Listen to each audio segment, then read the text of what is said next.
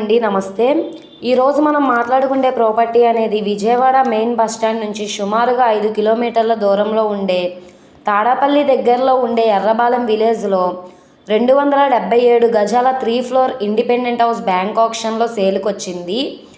So ఈ property అనేది Errabalem విలేజ్లోనే KL university కూడా ఉంటుందండి. సో కాలేజీకి కూడా దగ్గర ఉంటుంది కాబట్టి రెంట్స్ కూడా బాగా వస్తాయి. ఈ బిల్డింగ్ ఈస్ట్ ఫేసింగ్లో ఉండే బిల్డింగ్ అండి. మొత్తం 277 గజాలలో ఓనుగా దగ్గరుండి కట్టుకున్నారు.